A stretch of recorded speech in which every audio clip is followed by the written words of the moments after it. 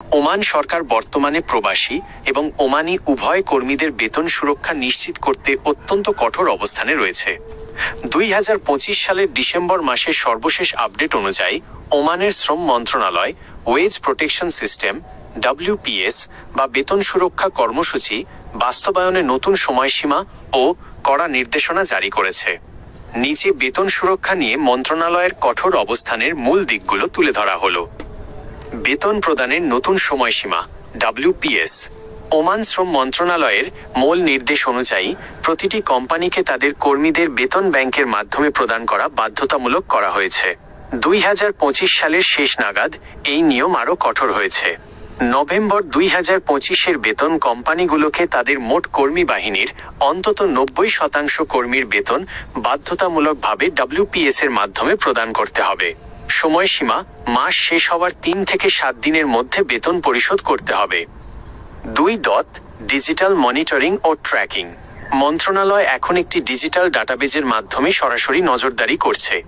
যদি কোনো কোম্পানি নির্দিষ্ট সময়ের মধ্যে ব্যাংক অ্যাকাউন্টে বেতন না পাঠায়, তবে সিস্টেম স্বয়ংক্রিয়ভাবে সেই কোম্পানিকে লাল তালিকাভুক্ত রেড লিস্ট করবে। এর ফলে ওই কোম্পানি আর নতুন কোনো ভিসা ইস্যু করতে পারবে না। কোম্পানির অন্যান্য সরকারি কাজ, লেবার কার্ড নবায়ন ইত্যাদি বন্ধ হয়ে যাবে। 3. মালিক পক্ষের জন্য শাস্তিমূলক ব্যবস্থা। বেতন প্রদানে অবহেলা করলে বা জালিয়াতি করলে Oman labour law royal decree No 53/2023 অনুযায়ী শাস্তির বিধান রাখা হয়েছে। জরিমানা। প্রতিটি ক্ষেত্রে আর্থিক জরিমানা আরোপ করা হচ্ছে। লাইসেন্স বাতিল। বারবার আইন লঙ্ঘন করলে কোম্পানির ব্যবসায়িক লাইসেন্স বা লেবার ক্লিয়ারেন্স বাতিল করা হতে পারে। 4. প্রবাসীদের জন্য সুবিধা। মন্ত্রণালয়ের এই কড়াকড়ির ফলে ওমান প্রবাসীরা এখন আগের চেয়ে বেশি সুরক্ষা পাচ্ছেন। বেতন বাকি থাকার ঝুঁকি কম। আগে অনেক মালিক কয়েক মাস বেতন আটকে রাখত, এখন ব্যাংকিং সিস্টেমের কারণে তা আর সহজে সম্ভব হবে না। আইনি প্রমাণ।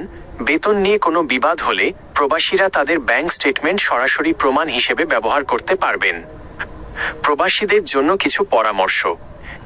ব্যাংক অ্যাকাউন্ট নিশ্চিত করুন।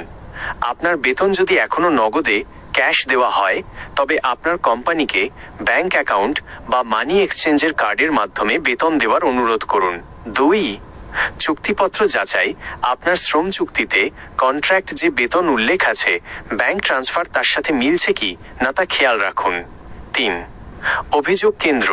যদি মাসের 7 তারিখের মধ্যে বেতন না পান, তবে আপনি ওমান শ্রম মন্ত্রণালয়ের অনলাইন পোর্টাল বা নিকটস্থ লেবার অফিসে অভিযোগ করতে পারেন। আপনি কি বেতন সংক্রান্ত কোনো নির্দিষ্ট সমস্যায় ভুগছেন বা এ বিষয়ে আর কোনো তথ্য জানতে চান?